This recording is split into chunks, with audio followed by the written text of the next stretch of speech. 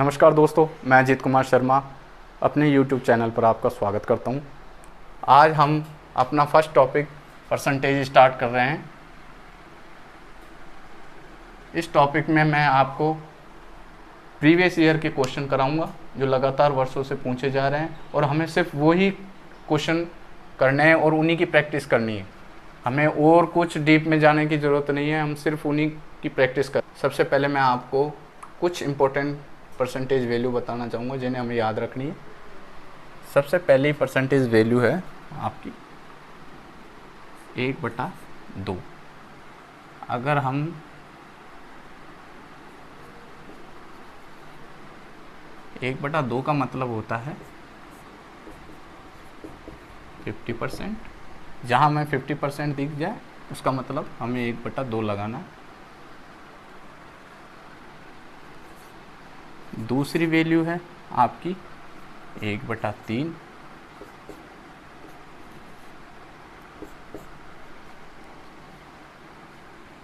तैंतीस सही, 33%।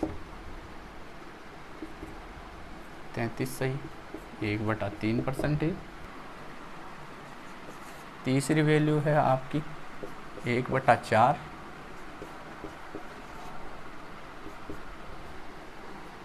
1/4 को हम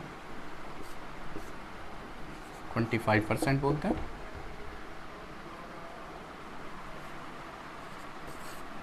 एक बटा 5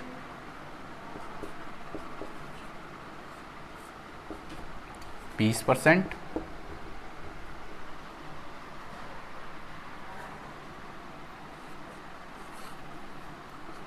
1/6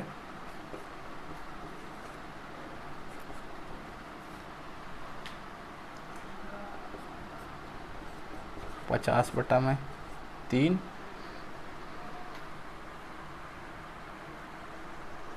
इसको हम 16 सही, 16 सही, 2/3%।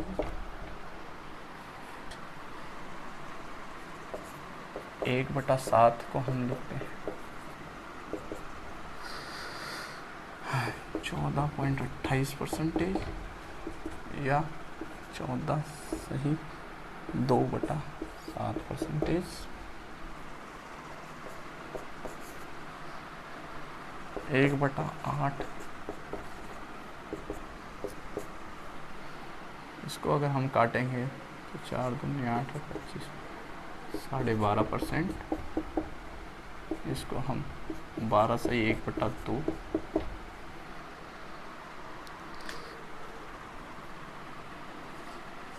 8 भी है 1/9।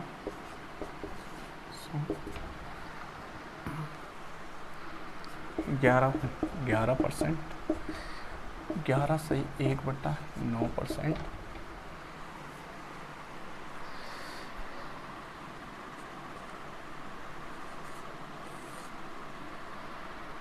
1/10।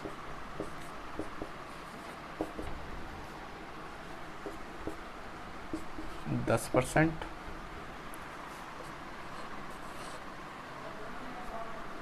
1/11 100। 9 सही 0.9%। 9 सही 1/11%। ये 10% ये वो इम्पोर्टेंट परसेंटेज वैल्यू हैं जो हमें याद रखनी है, जो हमारे क्वेश्चनों में बार बार काम में आएगी। ठीक है।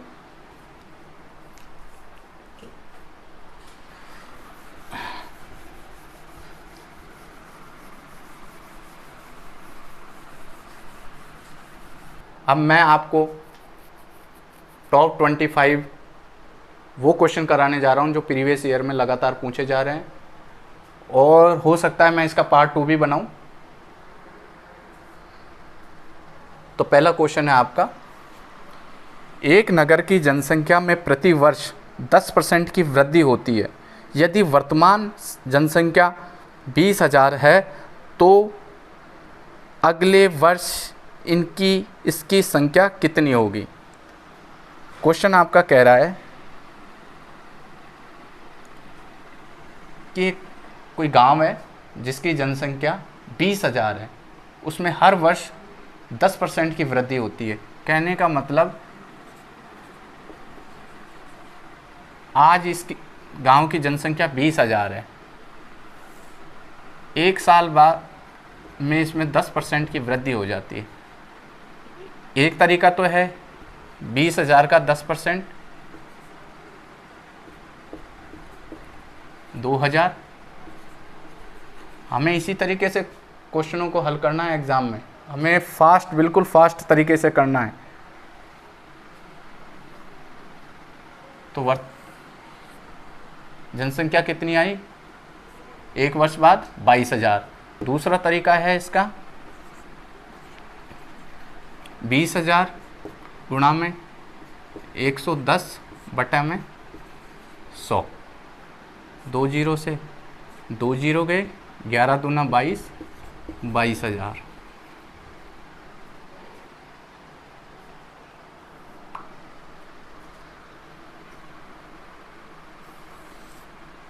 ये दो तरीके से आप क्वेश्चनों को हल करेंगे, जो आपको बेस्ट लगे उस तरीके से, जो आपको सूटेबल लगे उस तरीके से आप क्वेश्चनों को हल करेंगे। दूसरा क्वेश्चन है आपका, यदि किसी गांव की जनसंख्या 5 वर्ष में 1,75,000 से बढ़कर 2,62,000 हो जाती है तो जनसंख्या में प्रति वर्ष होने वाली औसत प्रतिशत वृद्धि ज्ञात करनी है। हमें हर वर्ष कितना परसेंट इंक्रीज हो रहा है वो वैल्यू बतानी है। यह आपका एनटीपीसी में आया है 13 तारीख के पेपर में 2021 में। गांव की जनसंख्या है 1,75,000, 5 साल बाद 2,62,500, कितने वर्ष बाद? 5 ईयर। कितने का इंक्रीज हो गया? प्लस में 25 और 62 और 87, 500। कितने साल में हुआ? 5 साल में। हमें एक साल का निकालना है, हमें हर साल की बतानी है कि कितने प्रतिशत की वृद्धि हो रही है। काट देंगे हम इसे, 5 एकम 5, 17,500। एक साल में 17,500 की वृद्धि हो रही है। अब हमें इसकी परसेंटेज वैल्यू बतानी है कि हम कितनी परसेंटेज इंक्रीज हो रहा है हर साल। तो परसेंटेज 1,17,500 कितने पे हो रहा है? 1,75,000 गुणा में 100। परसेंटेज हमेशा निकालते हैं तो गुणा में 100 करते हैं। 3 जीरो से 3 जीरो काट दी, आंसर आ गया आपका 10%। यानी इस गांव की जनसंख्या में हर साल 10% का इंक्रीज हो रही। तीसरा क्वेश्चन है आपका, एक जीवाणु की आबादी पहले 10 मिनट में 6% और फिर अगले 10 मिनट में 10% की दर से बढ़ती है, तो 20 मिनट के पश्चात उनकी आबादी में हुई कुल प्रतिशत वृद्धि बतानी है। यानी एक कोई जीवाणु है जो पहले के 10 मिनट में 6% बढ़ता है, अगले 10 मिनट में 10% से बढ़ता है। मतलब हमें कुल 20 मिनट में बढ़ी हुई जनसंख्या के बारे में बताना है, तो कि कुल कितना प्रतिशत वृद्धि हुई है। यानी देखा जाए एक तरीका तो ये है आपका प्लस में 6%, 100 का 6%, 100 का 6% 6 ही होगा, इसको इसमें जोड़ दिया। अगले 10 मिनट, अब ये जो टाइम है ये 10 मिनट है और हमें इसी तरीके से करना है वहाँ क्वेश्चन। अगर हम बिल्कुल ऐसे 1 गुणा 2 गुणा इस तरीके से करेंगे तो हमारा टाइम भी निकल जाएगा। हमारे पास 90 मिनट है, 90 मिनट में हमें 100 क्वेश्चन सॉल्व करने हैं वहाँ। फिर अगले 10 मिनट में 10%, तो 106 का 10% अगर हम निकालेंगे तो 10.6 आएगा। अगर हम इसको 10.6 को इसमें जोड़ते हैं तो ये आपका हो जाएगा 10, 16, 116.6। तो अब ये 10 मिनट, अगले 10 मिनट में, अब हमें टोटल 20 मिनट में बताना है कि 20 मिनट में कितनी वृद्धि हुई है। तो हम 100 पे थे, 116 तक आ गए 20 मिनट के अंदर, तो हमारी वृद्धि कितने की हुई? 16.6% की। ये परसेंटेज वैल्यू ही है, ये आपका आंसर हो गया। इसका दूसरा तरीका है जो थोड़ा सा लेंदी भी पड़ता है, लेकिन हमें इस तरीके से सॉल्व नहीं करना, हमें इस तरीके से ही सॉल्व करना है। 100 गुणा में 106 बटे में 100 गुणा में 110 बटे में 100।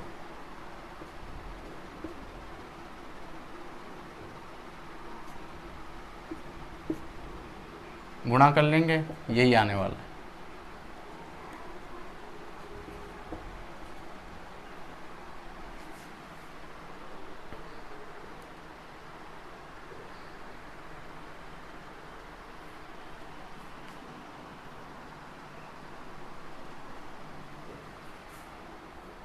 गुणा करके देख लें तो 11×6 = 66 का 6, हासिल लगी 6, 0 का 0, 0 की जगह 6, ये वापस दिखा दीजिए, काट दीजिए ना। मैं आपको गुणा करके भी बता देता हूँ। गुणा भी कैसे करना है? 11×66 का 6, 0, 0 की जगह वापस 6 उतर गया, फिर 11 एकम 11, कितने के बाद पॉइंट है? नीचे 10 है, 10 के बाद एक पॉइंट लगा दे तो आंसर ये हो गया। ये रहा आपका आंसर और ये रहा आपका आंसर। परसेंटेज निकालेंगे तो 100 से हम 116.6 पे कितने की वृद्धि? 16.6 की कितने पे? 100 पे, गुणा में 100 कर देंगे तो वही वैल्यू आ जाएगी 16.6%।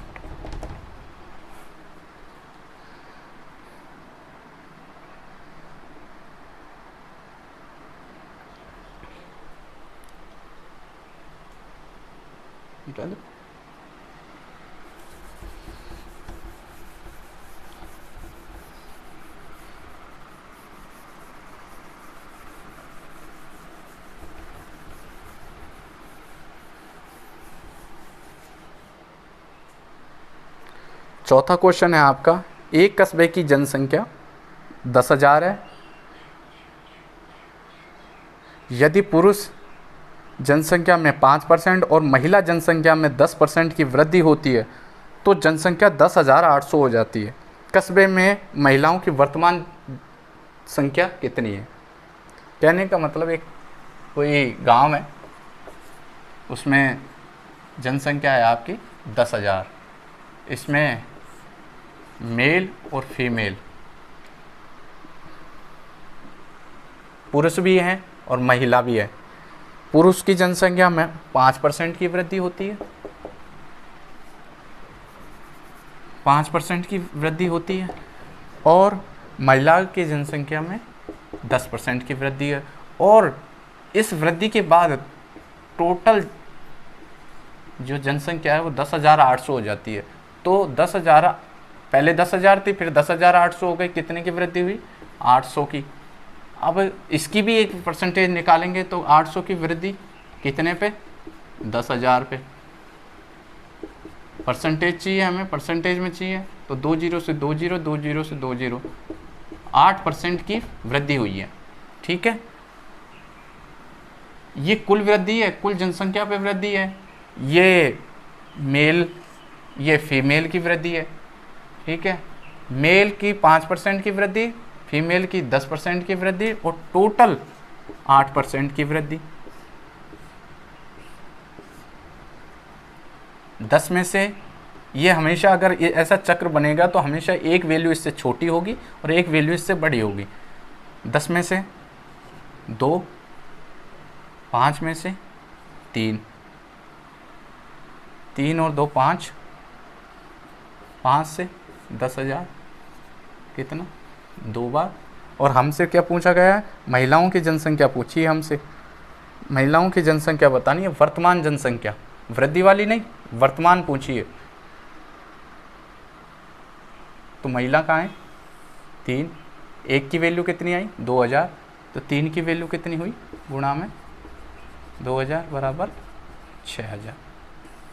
ये आपका आंसर है। इसी तरीके से आपको करना है, जब भी हम पूरे क्वेश्चन अटेम्प्ट कर पाएंगे।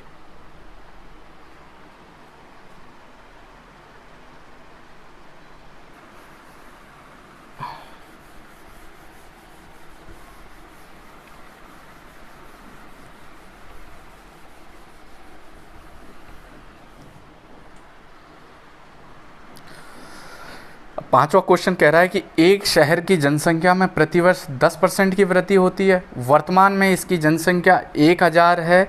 कितने वर्ष बाद इसकी जनसंख्या बढ़कर 1331 हो जाएगी? अब इसमें वर्षों की संख्या पूछी है। कहने का मतलब आपका एक कोई गांव है, उसकी जनसंख्या 1000 है, ये बढ़कर, हमें वर्षों का पता नहीं है कितने वर्षों में हुई है, 1331 हो गई। 1331 हो गई। तो हमें ये बताने हैं कि ये कितने वर्षों में हुई है। मतलब 1000 से 1331 तक पहुंचने में कितने वर्षों का समय लगा है। तो ये आपको 1000, 1331, तो हम जानते हैं कि यह तो होता है आपका 10 का क्यूब, और यह आपका होता है 11 का क्यूब। क्योंकि मैंने आपसे कहा था कि हमें कम से कम 20 तक के क्यूब याद होने चाहिए, क्योंकि अगर हम क्यूब निकालने बैठेंगे तो हमारा टाइम क्यूब निकालने में चला जाएगा। 30 तक के स्क्वायर याद होने चाहिए, स्क्वायर याद होने चाहिए। 20 तक की कम से कम टेबल याद होनी चाहिए। तो ये जो आपका ये क्यूब आ रहा है ना, यही नंबर ऑफ ईयर है। मतलब 1000 से 1331 पहुंचने में 3 वर्षों का समय लगा है। ये आपका आंसर।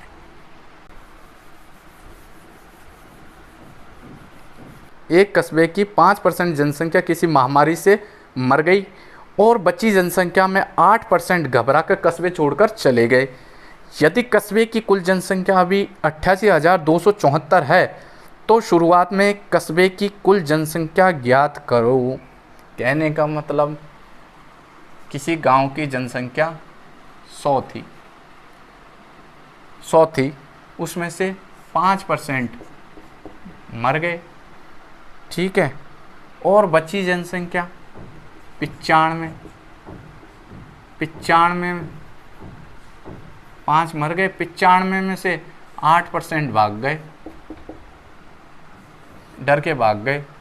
अब जो बची हुई जनसंख्या है वह आपकी हो रही है कितनी? 88,274। तो हमें ये जनसंख्या बतानी है। तो हम इसे कैसे करेंगे? माना कि शुरुआत में x थी, ठीक है, 5% मर गए, 5% को हम क्या लिखेंगे? 5% मर गए, तो अब कितने बचे हमारे 100 में से? 95 लिख दिए साहब। 95 में से 8% डर के भाग गए, तो अब हमारे पास कितने बचे? 92, 100। और ये टोटल जनसंख्या हो रही है 88,274 के बराबर। इसको इसी तरीके से करना है, ज़्यादा कैलकुलेटिव नहीं होगा, बस फटाफट काटना है इसको, ठीक है। अब हम काटेंगे इसको, तो 2 से काट के देख ले। 2 चौको 8, 2 चौको 8, 2 एकम 2, 2 तिया 6, 2 सत्ते 14, इसको काट दिया, ठीक है। अब हम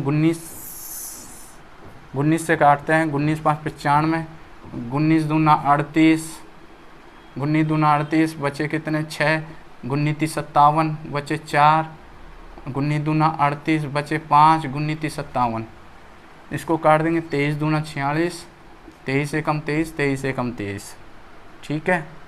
5 दूनी 10, इससे एक जीरो काट दी। अब हमारी जनसंख्या कितनी आ गई, 3 जीरो यहाँ बचे और इससे गुणा कर देंगे तो ये हमारी जनसंख्या, पहले की जनसंख्या, प्रारंभिक जो जनसंख्या थी वो हमारी इस तरीके से। बस थोड़ी सी कैलकुलेटिव होगी, थोड़ा काटना पीटना ज़्यादा पड़ेगा।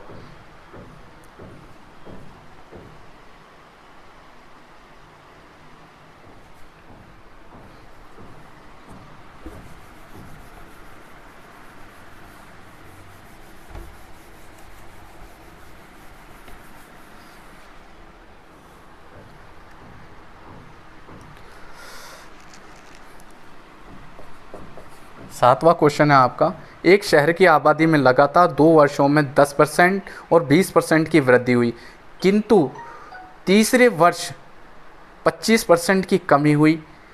तीसरे वर्ष की जनसंख्या और 3 वर्ष पूर्व की जनसंख्या का अनुपात ज्ञात कीजिए। कहने का मतलब है इसमें आपसे पूछा गया है कि 2 वर्षों में। अब इस क्वेश्चन को किस तरीके से करना है हमें, पहले वर्ष में कितने की वृद्धि हुई, 10% की। 10% मैंने आपको एक वैल्यू लिखाई थी, 10 को हम क्या बोलते हैं, 1/10। तो पहले वर्ष में क्या हुई, 10 से 11 हुई, क्यों, ये तो इंक्रीज हो रहा है 10%, ठीक है। दूसरे वर्ष में 20%, मैंने आपको एक वैल्यू बताई थी 20%। 20% को हम लिखते हैं 1/5, यही लिखना है हमें, कहीं हम काटा पेटी लगे तो उसमें टाइम निकल जाएगा। फिर इंक्रीज हुई है 5%, तो 5 से 6 हो गई हमारी, 5 से 6 हो गई। अब तीसरे वर्ष क्या हुआ है, 25% की, तो 25% की मैंने एक आपको वैल्यू बताई थी, इसको हम लिखते हैं 1/4। अगर मैं आपको वैल्यू बताऊं ये कैसे निकली है, तो 10% को हम 100 से डिवाइड कर देंगे, ये आपकी 1/10 हो गई। 20 को 20/100, ये 1/5 हो गया। 25% को हम भिन्न में कैसे बदलेंगे, 25/100, 25/100, 25 से कम 25, 2500 को 100, ये 1/4 आ गया। फिर तीसरे वर्ष आपकी कितने, 25% की कमी हुई है, कमी कितनी, ये माइनस है, ये प्लस है, ये प्लस है, 10 से 11 हो गई, 5 से 6 हो गई, 4 से -1 करेंगे तो 4 से 3 हो गई। अब ये कहता है कि 3 वर्ष पूर्व की जनसंख्या, 3 वर्ष की जनसंख्या और 3 वर्ष पूर्व की जनसंख्या, मतलब ये और ये, इसका अनुपात बताना है। तो 11 छक 66, 66, 66 को अगर 3 से करेंगे तो 188, 10 पंजे 50, 50 को 4 से करेंगे तो 200। अब हम इन अनुपात में निकालेंगे तो 9, ये तो 100, 2 से काटेंगे 9, 18 और नहीं 99। और हमसे पूछा कैसा है कि 3 वर्ष की जनसंख्या और 3 वर्ष पूर्व की, मतलब ये अनुपात पहले आएगा। ये अनुपात आपका क्वेश्चन ने थोड़ा सा घुमा के पूछा है, तो हमारा आंसर ये होगा।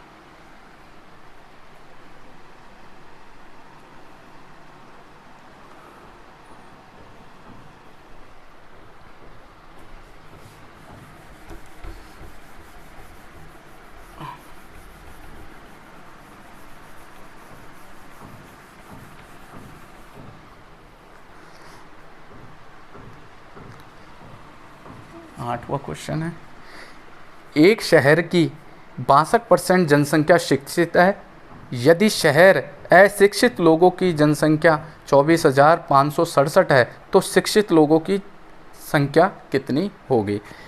तो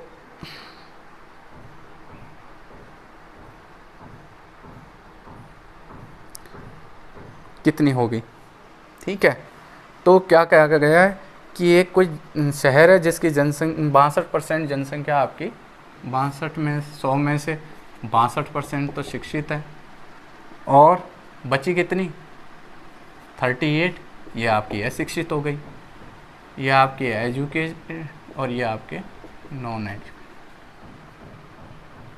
या आपको ऐसे लिख देता हूँ, ये आपके शिक्षित और ये आपके अशिक्षित। ठीक है। उसके बाद अशिक्षित लोगों की संख्या 24,567 है। तो ये जो 24,567 है ये आपका 38% के बराबर है। तो हमें तो शिक्षित लोगों की जनसंख्या बतानी है, तो इसको कैसे लिखेंगे? 24,567 हमारा 38% के बराबर है। हमें तो 62 बताना है, हमें तो शिक्षित लोगों की संख्या बतानी है। तो काटो इसको, 19, 31, 19 एकम 19, बचे 5, 19 दूना 38, 19 दूना बचे 17, 17, 19 नाम 171, बचे 5, 19 30 57। अब हमें इसको इससे गुणा करना है। 31 दिया। अब ज़्यादा अगर आपका है नहीं तो 31 दिया, 31 दिया, 93 का 3, हंसी लगी 9, गुणा करेंगे तो यह आपका आंसर आएगा 83। करके देख लेना, यह आपका मैं बता देता हूँ। 1293 गुणा में 31, 3, 9, 2, 1 गुणा में 9, 27, 6, 8, 3, 3, 18, 10, 10 और ये आपका आंसर 10, ये आपका आंसर।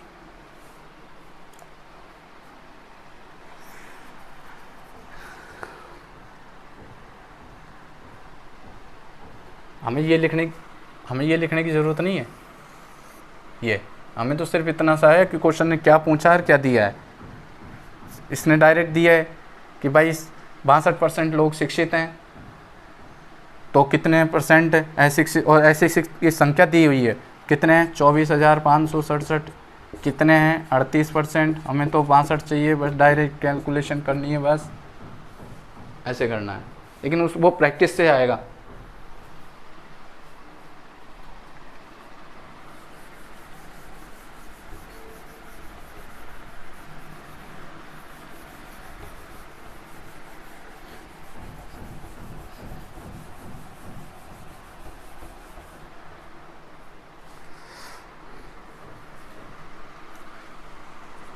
नौवां क्वेश्चन है आपका, एक स्कूल में लड़कों और लड़कियों की संख्या का अनुपात 5:6 है। 20% लड़के और 25% लड़कियां छात्रवृत्ति धारक हैं। कितने प्रतिशत छात्रों को छात्रवृत्ति नहीं मिलती? मतलब किसी स्कूल में बॉयज़ और गर्ल्स हैं, ठीक है, कितने? 5:6। ठीक है। अब 20% लड़के और 25% लड़कियों को छात्रवृत्ति मिलती है। ठीक है, मिलती है। 20% को मिलती है तो कितनों को नहीं मिलती? 80% को। हमें जो नहीं, अब हमें क्या निकालना है? हमें उनकी संख्या निकालनी है जिन्हें नहीं मिलती, तो हम उसी की वैल्यू रखेंगे। 20% को मिलती है, 20% लड़कों को, 80% को नहीं मिलती। 25% लड़कियों को मिलती है तो 75% को नहीं मिलती। करो इसका। 8 पंजे 40, 4, 150, 150, 15 × 45, 4.5। टोटल कितने हो गए? 8.5। टोटल संख्या कितनी मानी हमने? 11 गुणा में 100, तो आंसर आ गया आपका 850/11।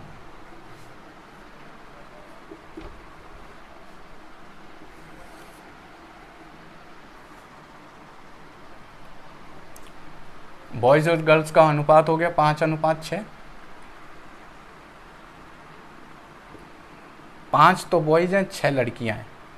5 में से 20 को मिलती है, 20% को मिलती है, यानी 80 को नहीं मिलती। 6 में से 25 को मिलती है, यानी 75% को नहीं मिलती। तो ये वो हैं जिन्हें नहीं मिलती। अब इनका हमें परसेंटेज बताना था।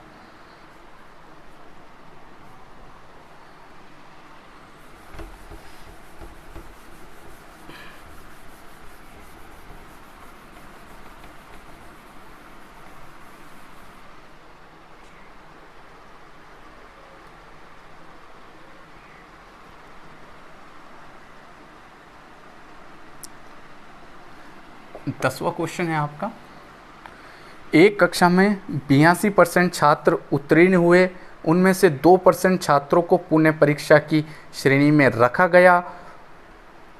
अनुत्तीर्ण हुए छात्रों की संख्या 592 है। कक्षा में छात्रों की कुल संख्या कितनी है? कहने का मतलब एक कक्षा में 100 बच्चे मान लिए हमने, जिसमें से पास कितने हुए?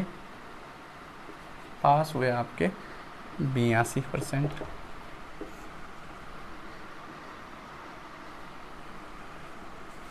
ये वापस भरेंगे 2%, ये वापस परीक्षा देंगे वो हैं। अब 100 में से 82 और 2 84, 84, तो अब कितने बचे हमारे पास? शेष जो है हमारे पास 16, और 16 अनुत्तीर्ण हुए हैं। ये अनुत्तीर्ण है, ये फेल है, फेल है। तो 16 की वैल्यू हमें दे रखी है 592। 16 × 48 बचे, 16 90, 16 96, 16 7 112। ठीक है, 16 की जब वैल्यू इतनी है तो हमें तो 100 की कुल छात्रों की कुल संख्या बतानी है। 16 की वैल्यू, 1 की वैल्यू 37, तो 100 की वैल्यू 3700 है आपका आंसर।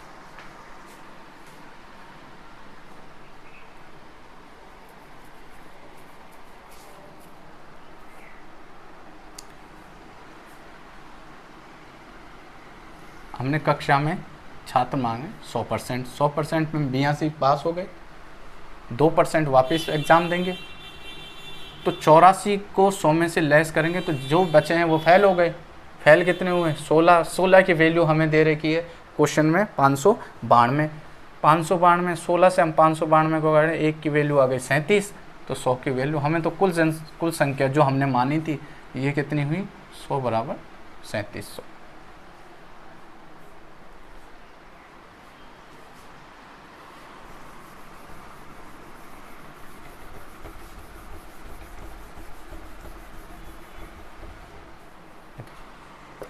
ग्यारहवा है आपका, किसी परीक्षा में उत्तीर्ण होने के लिए टॉनिक को, ये इंपॉर्टेंट क्वेश्चन है जो रेलवे बार बार पूछता है, किसी परीक्षा में उत्तीर्ण होने के लिए टॉनिक को न्यूनतम 40% अंक प्राप्त करने चाहिए। उसे 120 अंक प्राप्त हुए और 30 अंकों से अनुत्तीर्ण हो गया, पूर्णांक ज्ञात कीजिए। कहने का मतलब टॉनी है जिसे पास होने के लिए 40% अंक चाहिए थे, उसे मिले कितने? 120।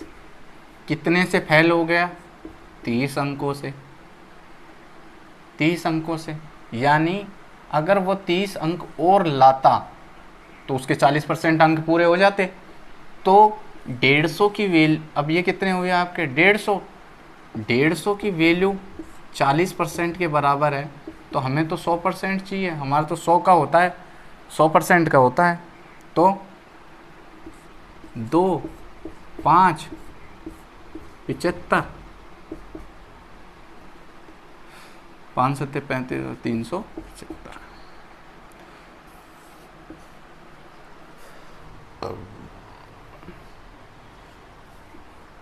यानी टॉनी है, टॉनी को 120 अंक मिल गए, 30 अंक और लिया था तो वो पास हो जाता। और पास होने के लिए कितने चाहिए? 40 चाहिए। 40 चाहिए मतलब 150 अंक 40% के बराबर है, हमें तो 100 चाहिए। काट दो बस, हो गया काम। 375।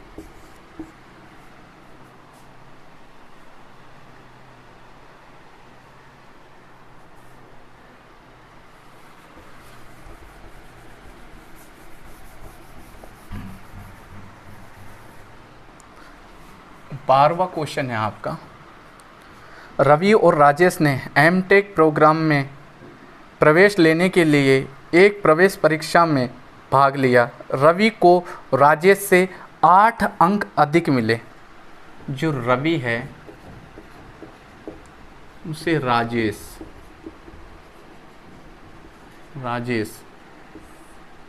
रवि को राजेश से 8 अंक अधिक मिले। और उसके प्राप्तांक उनके प्राप्तांकों के योग के 52% के बराबर हैं। तो ये क्वेश्चन आप ऑप्शन से करें,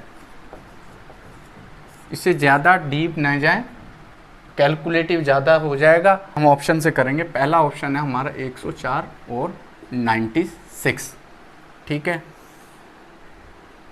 दोनों का योग अब क्या कह रहा है कि उसके प्राप्तांक उनके प्राप्तांक है। उनके प्राप्तांक का मतलब 104 और 96 कितने हुए? 200।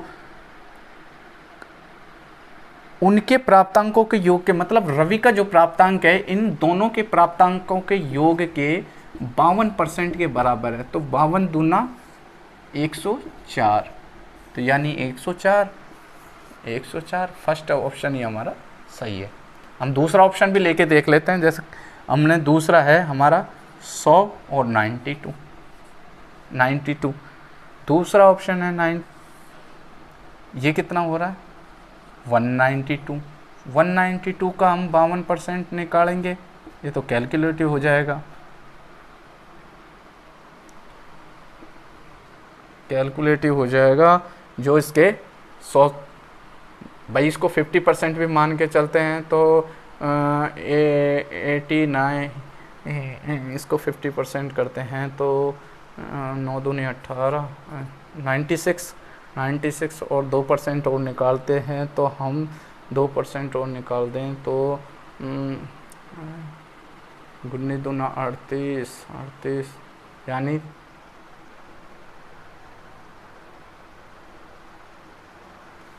इसका 1 मिनट, 192 का 50% निकाला।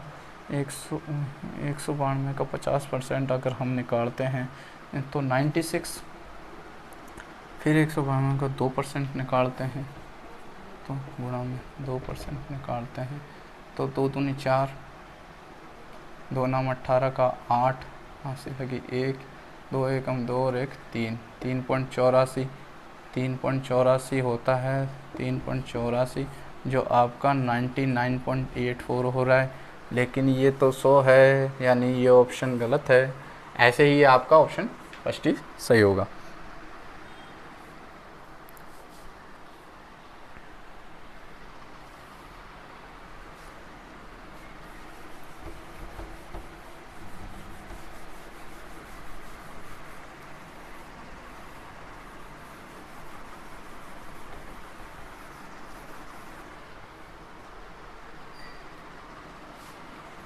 तेरहवां क्वेश्चन है आपका। 13वां क्वेश्चन है, एक परीक्षा में 80% छात्र भौतिक विज्ञान में और 70% छात्र रसायन विज्ञान में उत्तीर्ण हुए, जबकि 15% छात्र दोनों ही विषय में, यह भी बहुत इंपॉर्टेंट क्वेश्चन है, ये भी बार बार पूछा जाता है, जबकि 15% छात्र दोनों ही विषयों में अनुत्तीर्ण हुए। यदि 325 छात्र दोनों विषयों में उत्तीर्ण हुए तो परीक्षा में भाग लेने वाले छात्रों की इस संख्या ज्ञात करो। तो हमें किसकी संख्या दे रखी, ऐसे क्वेश्चनों को पहले ध्यान से पढ़ें और हमें इसमें देखें कि डाटा किसका दे रखा है, उत्तीर्ण का दे रखा है, अनुत्तीर्ण का। तो हमें डाटा दे रखा है जो 325 छात्र जो हमारे दोनों विषयों में उत्तीर्ण हुए हैं, तो हमें उत्तीर्ण ही निकालना है। उत्तीर्ण कैसे निकालना है कि 80% छात्र विज्ञान में और 70% छात्र रसायन विज्ञान में उत्तीर्ण हुए। तो 80 प्लस में 70 कितने हुए आपके? 150। और जबकि 15% छात्र दोनों विषयों में अनुत्तीर्ण हुए, तो 15% अनुत्तीर्ण हुए तो कितने पास हुए होंगे? 85। 100 में से भाई 15% घटाएंगे तो हमारे पास कितना आ जाएगा? 85। भाई अब ये दोनों विषयों में हुए हैं और ये अपना टोटल पास हुए हैं, इन दोनों का डिफरेंस कितना आएगा? 15 और 50 65। 65% छात्र ऐसे हैं जो दोनों विषयों में उत्तीर्ण हुए हैं और 65% की वैल्यू हमें दे रखी है 325। 325 एक बराबर का 6 पंजे 30 55 25 यानी 5। तो हमें क्या चाहिए? परीक्षा में भाग लेने वालों की संख्या, तो 100 ने भाग लिया होगा तो हमारी संख्या आ गई 500।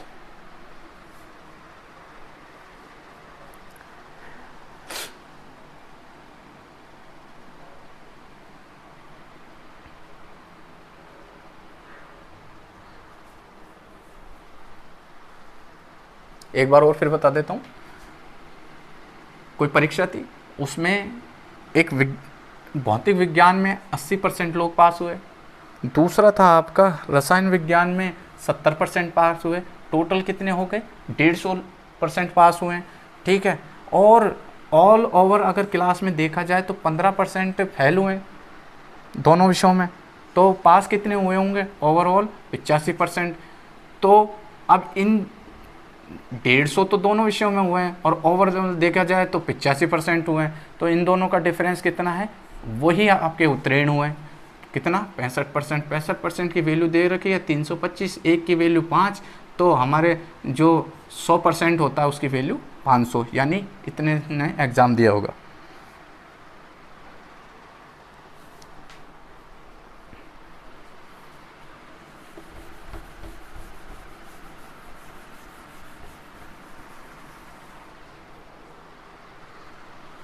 चौदहवां क्वेश्चन है आपका, राहुल को 4 विषयों की परीक्षा देनी थी। पहले 3 विषयों में प्रत्येक का पूर्णांक 50 था, जिनमें से राहुल ने औसतन 60% अंक प्राप्त किए। चौथे और अंतिम विषय में राहुल ने 150 अंक प्राप्त किए और उसके कुल प्राप्तांकों का प्रतिशत 64 हो गया। चौथे विषय के लिए पूर्णांक कितना था। हमें इसको ज़्यादा कैलकुलेटिव नहीं करना है, इसमें कैलकुलेशन हो जाती है, लेकिन हमें इस तरीके से करना है। पहले 3 विषय में सबका पूर्णांक कितना था 50, तो 3 गुणा में 50, यानी हमारे जो 3 सब्जेक्ट हुए हैं उनका टोटल अंक कितना था 150, ठीक है। जिसमें राहुल को कितने अंक मिले थे 60%, तो 150 का 60% अंक 3 विषयों में मिले हैं, तो कितना हुआ 150 का 60, 15 6 की 90 अंक मिल गए, ठीक है। अब क्या कहता है कि चौथे और अंतिम विषय में राहुल ने 54 अंक प्राप्त किए। ये तो 3 का है, लास्ट में एक का कितना है 54 अंक, टोटल कितने हो गए ये आपके 144। उसके कुल प्राप्तांकों का प्रतिशत जो 144 है ये आपके 64% के बराबर है। तभी तो कह रहा है नीचे कि उसके कुल प्राप्तांकों का प्रतिशत 64% हो गया, मतलब ये जो आपके 144 हैं ये 64% के बराबर है। तो चौथे विषय के लिए पूर्णांक कितना था, 64% कितना पूर्णांक था, पहले यहाँ तक देखें।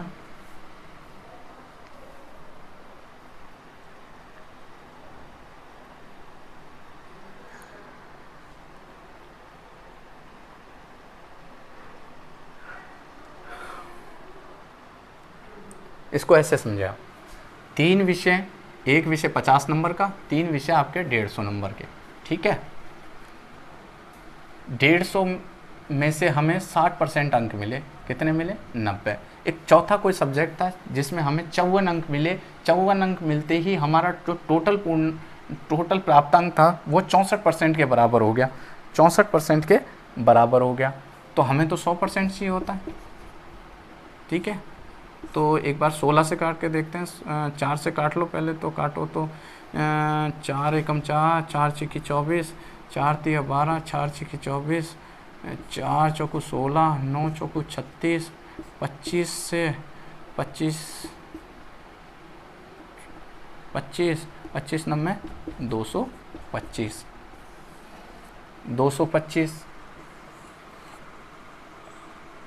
तो हमें चौथे विषय का पूर्णांक बताना है, तो हमारा टोटल कितना आया 225 में से हम 150 को लेस कर देंगे, तो हमारा जो चौथा पेपर था वो 75 नंबर का था।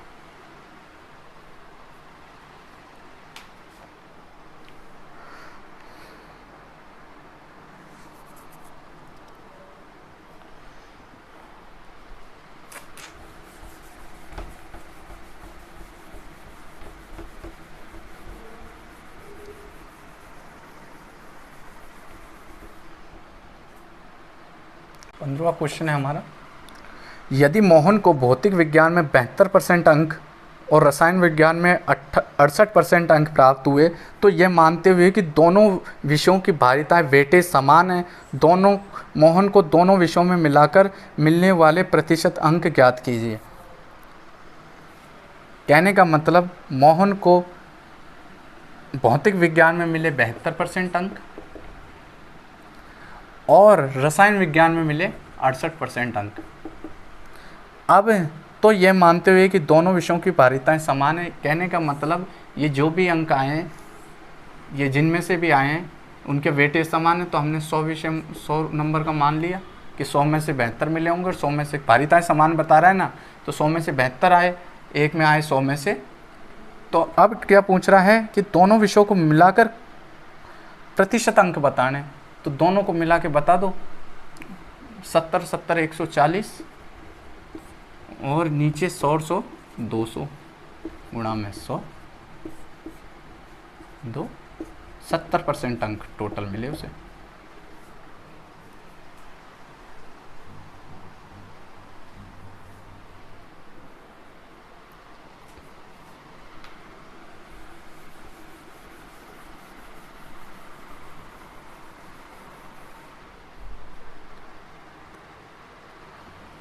सोलहवां क्वेश्चन है आपका। राखी ने मोहन से 12 अंक अधिक प्राप्त किए। यदि राखी ने पूर्णांक 200 में से 54% अंक प्राप्त किए तो मोहन ने कितने अंक प्राप्त किए? ये राखी है, ये मोहन है।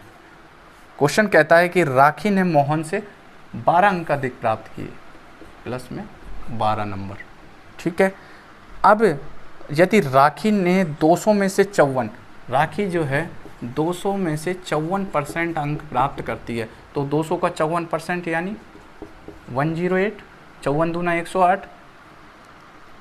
तो मोहन ने, तो मोहन ने राखी से कमी की, भाई राखी ने मोहन से 12 नंबर ज़्यादा प्राप्त किए, तो मोहन ने राखी से 12 नंबर कम प्राप्त किए होंगे। अगर राखी के हमें अंक मिल गए 108, तो उसमें से हम 12 लेस कर देंगे, -12, तो कितने हुए? 12 लेस करेंगे तो 108 - 12 यानी 96। ये आपका मोहन के अंक।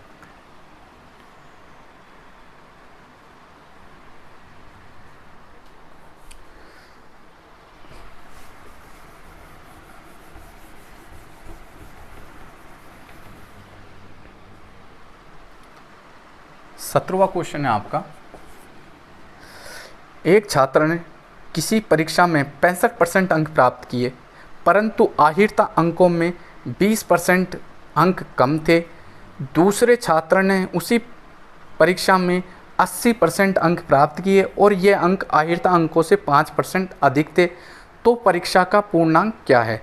ये बहुत इंपॉर्टेंट क्वेश्चन है, थोड़ा सा घुमा के दिया है। इसमें क्या है कि सिर्फ एक का ही डाटा दिया है, दूसरे की परसेंटेज वैल्यू दे दी। तो हम कैसे करेंगे? एक छात्र ने 65% अंक प्राप्त किए, जो आहिरता अंकों से 20 कम थी, ठीक है। दूसरे ने 80% अंक प्राप्त किए, जो प्राप्त किए, और ये आहिरता अंकों से 5% अधिक थी। 5% अधिक थी आहिरता अंकों से, 5% अधिक। दूसरे छात्र ने उसी परीक्षा में 80% अंक प्राप्त किए और ये आहिरता अंकों से 5% अधिक थी। 5% अधिक यानी माइनस में 5%, ये 75%। तो परीक्षा का पूर्णांक ज्ञात करो। परीक्षा का पूर्णांक, भाई हमारे पास नंबर 1 है, बाकी सारी परसेंटेज वैल्यू है, लेकिन एक छात्र तो 65% प्राप्त करता है और दूसरा माइनस में 5%। हम 80 का एग्जैक्ट जो ये 75% प्राप्त किया, तो इस दोनों का डिफरेंस कितना हुआ? 10%। 10%। अब 10% की वैल्यू बराबर का 20, तो 100 की वैल्यू बराबर का 200 अंक। ये इम्पोर्टेंट।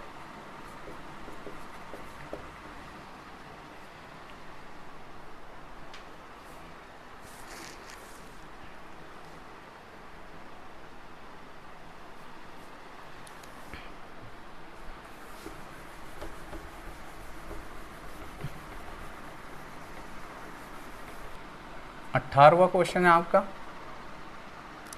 एक परीक्षा उत्तीर्ण करने के लिए पूर्णांकों का 50% लाना आवश्यक है। परीक्षा में 2 प्रश्न पत्र शामिल हैं। एक छात्र ने 200 पूर्णांक वाले पहले प्रश्न पत्र में 40% अंक प्राप्त किए। परीक्षा में उत्तीर्ण होने के लिए 150 पूर्णांक वाले दूसरे प्रश्न में उसे न्यूनतम कितने प्रतिशत अंकों की आवश्यकता होगी।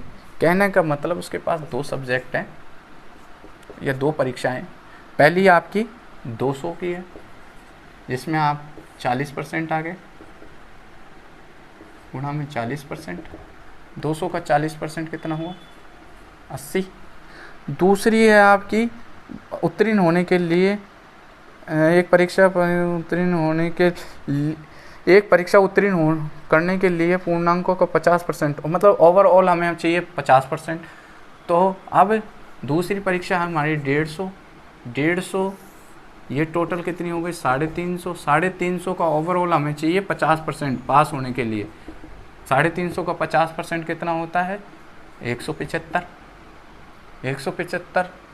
तो अब 175 और इसका डिफरेंस 95।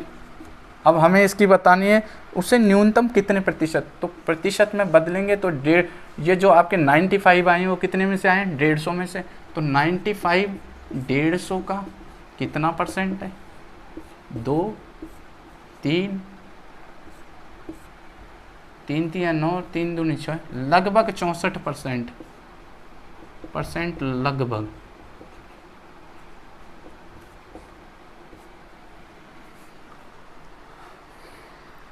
कहने का मतलब एक परीक्षा में उसने 200 में से 80% 200 में से 40% मिले तो ये 80 अंक हो गए, ठीक है।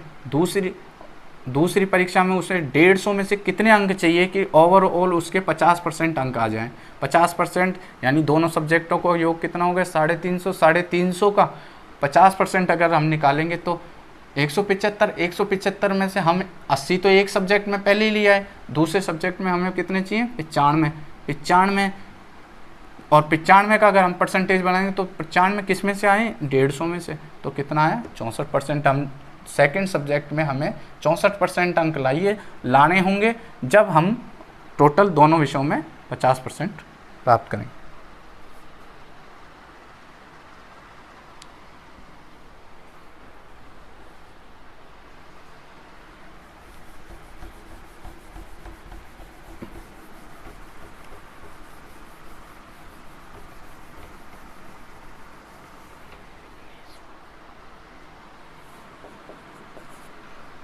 अंजू हिंदी के 80 अंक में से 68, गणित में 60 में से 46 और विज्ञान में 90 अंक में से 74 तथा अंग्रेजी में 45 में से 35 अंक प्राप्त करती है, तो अंजू कौन से विषय में अधिकतम प्रतिशत अंक प्राप्त करने, यानी उसके 1 2 3 4 सब्जेक्ट में अंक कुल अंक बताएं, प्राप्तांक बताएं और बताया कि सर्वाधिक वह किस में प्राप्त करती है। तो पहला सब्जेक्ट है आपका हिंदी में आप लेती वो 68 कितने में से 80 में से गुणा में 100। दूसरा सब्जेक्ट है आपका मैथ में वो लाती है 46 कितने में से 60 में से गुणा में 100। तीसरा सब्जेक्ट है आपका साइंस में वह लाती है 74 90 में से गुणा में 100। इंग्लिश चौथा सब्जेक्ट इंग्लिश में 35 लाती है 45 में से गुणा में 100। काटेंगे हम 4 5 4 एकम 4 4 7 28 17 पंजे 85 और इसे काटेंगे 3 5 20 से काट रहा हूँ मैं 3 5 इतनी जल्दी कैलकुलेशन करनी पड़ेगी। 3 एकम 3 3 पंजे 15 15 5 75 लगभग 75% लगभग 9 10 9 × 72 यानी लगभग 80% लगभग 5 9 45 5 9 45 और 20 9 चौकू 36 80% लगभग। मतलब थोड़ा भी अगर माने तो इसको 81 मान लो, इसको 81 मान लो, इसको 76 मान लो, तो तब भी ये फिक्स आ रहा है और ये सबसे ज़्यादा आ रहा है। तो यानी जो आपकी अंजू है उसके सबसे ज़्यादा अंक आए हिंदी में।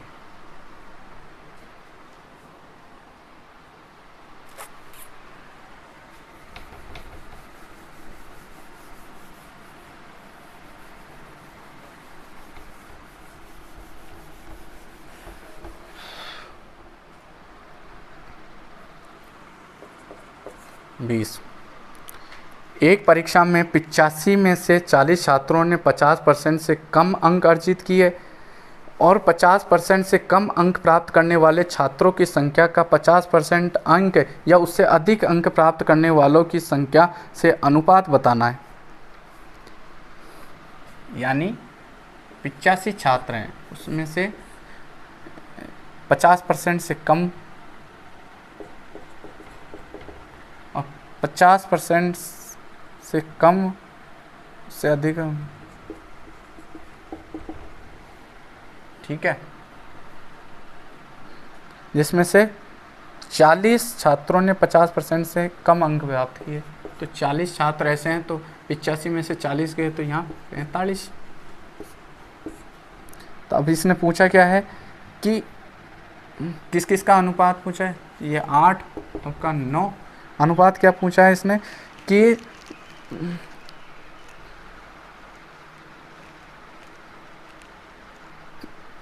50% से कम अंक प्राप्त करने वालों और उससे अधिक 50% या उससे अधिक अंक प्राप्त करने वाले के छात्रों का। तो यही आपका आंसर हो जाए। भाई 85 में से 40 छात्र ऐसे हैं जिन्होंने 50% से कम अंक प्राप्त किए हैं, 85 में से 45 छात्र ऐसे हैं जिन्होंने 50% से अधिक अंक या 50% अंक प्राप्त किए हैं, जिनका हमें अनुपात पूछा है। तो अनुपात हम 5 से काट देंगे, 5 अट्ठे 40, 5 9 45।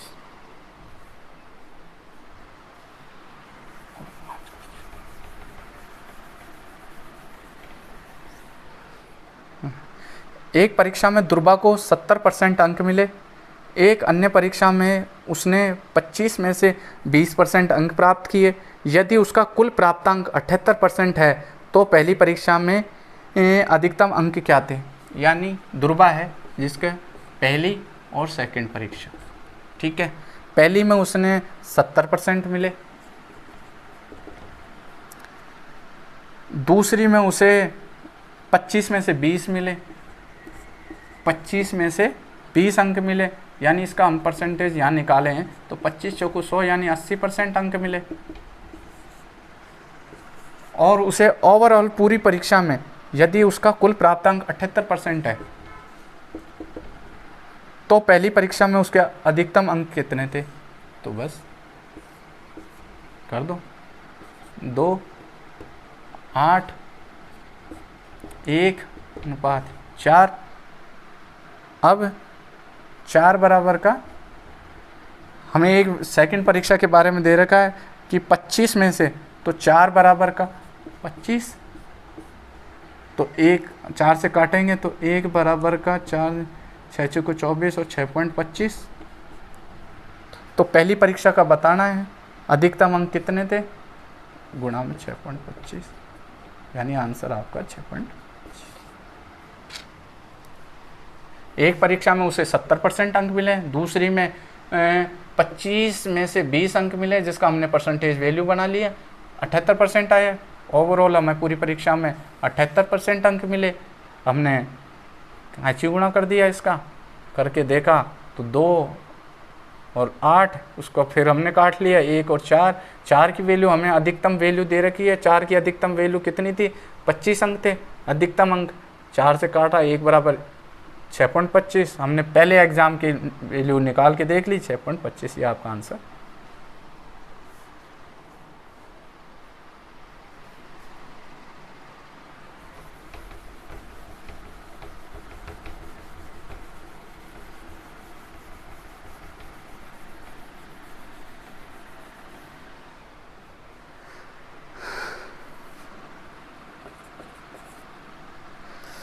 एक छात्र को संभवतः अधिकतम अंकों में से कुछ अंक प्राप्त हुए थे, प्रतिशत के रूप में यह 75% थे यदि प्रश्न पत्र, यह भी आपका इम्पोर्टेंट है, यदि प्रश्न पत्र में एक अंक और एक अंक का एक प्रश्न और जोड़ दिया जाता और वह उत्तर सही देता तो उसके प्राप्तांक का प्रतिशत 76 होता। परीक्षा के प्रारंभिक अधिकतम अंक कितने थे? कहने का मतलब एक परीक्षा थी, उसमें एक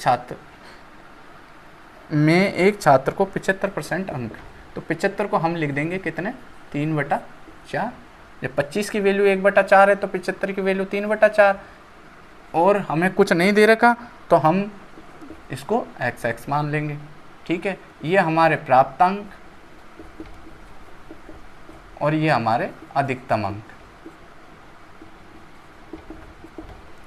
ठीक है, अब दूसरा क्या कह रहा है कि यदि एक प्रश्न और जोड़ देते तो कितने हो जाते, 76%, और 76 को हम लिखेंगे 76/100 काटा पेटी करेंगे तो ये आपका आ जाएगा 25, 4 से काटेंगे तो 25, और ये 19 चौक 76,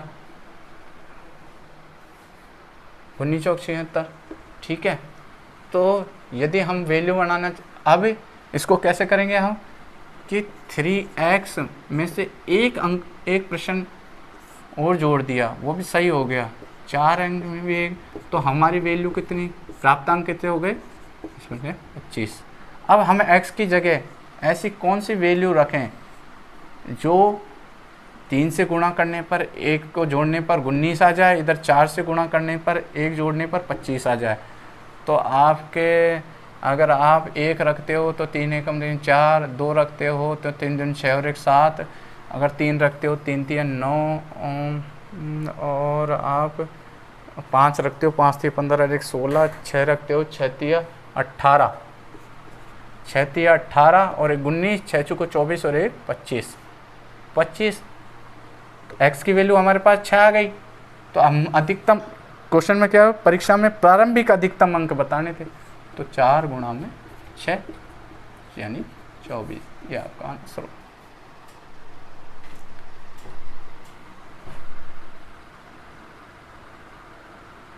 भाई क्वेश्चन ये कह रहा था कि प्रतिशत के रूप में ये 75% थे, कुछ अंक प्राप्त हुए थे, 75 को हमने 3/4, कोई वैल्यू नहीं दे रही कि हमने x मान ली। ठीक है, अगर वो एक प्रश्न, एक अंक का एक प्रश्न और जोड़ दे और वो भी सही कर दे तो हमें ये प्राप्तांक हो जाते हैं 19/25। तो हम यहाँ पर इसमें 3x प्लस में 1, 4x प्लस में 1, तो वो वैल्यू हमारी ये बननी चाहिए। तो हमने x की जगह ऐसा कौन सा मान रखे जिसको 3 से गुणा करने में 1 जोड़ने पर 19 आ जाए, 4 से गुणा करने पर 1 जोड़ने पर 25 आ जाए, तो वो वैल्यू हमारी 6 निकल के आई। हमें प्रारंभिक अधिकतम अंक बताने थे, तो प्रारंभिक अंक हमारे कौन से थे, अधिकतम अंक 4x, 4 से गुणा कर दिया, जो हमारे अधिकतम अंक 24 आ गए।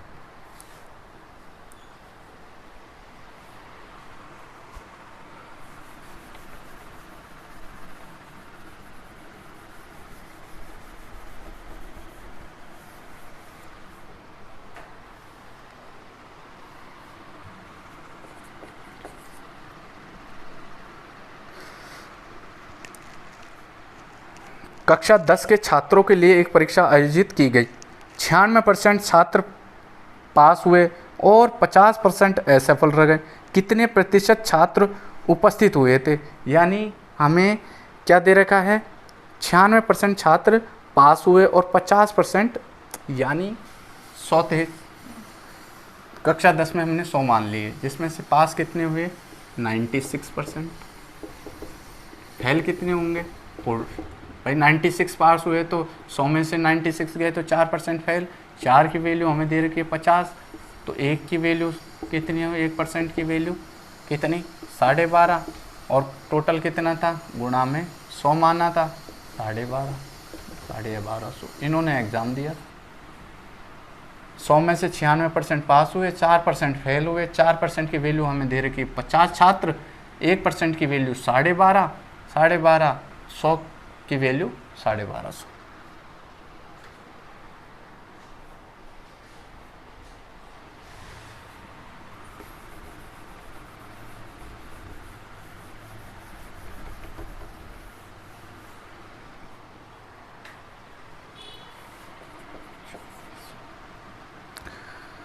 24वां सवाल है आपका, 60 छात्रों की एक कक्षा में 60% छात्र लड़के हैं, यदि 25% लड़कियां साइकिल द्वारा स्कूल जाती हैं तो ऐसी लड़कियों की संख्या कितनी है जो साइकिल से स्कूल नहीं जाती। कहने का मतलब एक कक्षा में 60 छात्र हैं, ठीक है, जिसमें से 60% लड़के हैं, बॉयज़ एंड गर्ल्स। 60% लड़के हैं तो 60%, तो यानी ये 40% हुई। हमें तो गर्ल्स के बारे में बात चल रही है, तो 60% में से 40, 6 चौका 24, यानी 24 लड़कियां हैं। लड़कियों में से 25% लड़कियां स्कूल साइकिल से जाती हैं स्कूल, साइकिल, और ये नहीं है, जिसमें से 25% साइकिल से स्कूल जाती है, 25% जाती हैं, तो यानी 75% नहीं जाती हैं। 75% निकालेंगे तो 24 का 75% कितना हुआ, 24 दिया 6 दिया 18, भाई 24 का परसेंट हमें ऐसे निकालेंगे गुणा में 75/100। इसको हम 3/4 भी लिख सकते हैं, 3/4, 6 चौका 24, 6 दिया 18। इसकी एक और तरीका है, इसका दूसरा तरीका ऐसा है कि 60 छात्र थे, जिसमें से लड़कियां कितनी हैं, 40, 40/100, जिनमें से 25% जाती हैं साइकिल से। हमें तो वैल्यू वो चाहिए जो हमें नहीं जाती है, तो कितनी % नहीं जाती होंगी, 75 नहीं जाती होंगी। अब निकाल लो बस, 2, 5,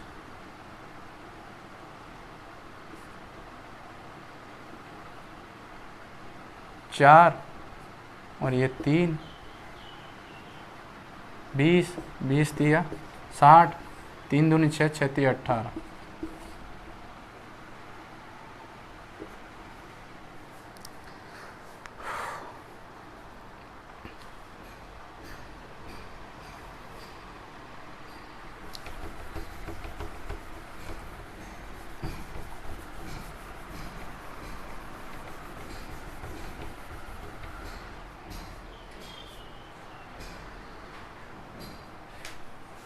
तो इसी के साथ मैं आपसे इस सेशन से विदा लेना चाहता हूँ, और आपको यह सेशन कैसा लगा आप मुझे कमेंट करके बताएंगे, और प्लीज़ इस चैनल को लाइक शेयर सब्सक्राइब करें, जिससे मेरा मनोबल बढ़े और मैं आपके लिए नई नई चीज़ें लेके आऊँ। और मैं इसका पार्ट 2 भी लेके आऊँगा, लेकिन आपको इसके लिए कमेंट करके बताना है कि आप पार्ट 1 कैसा लगा।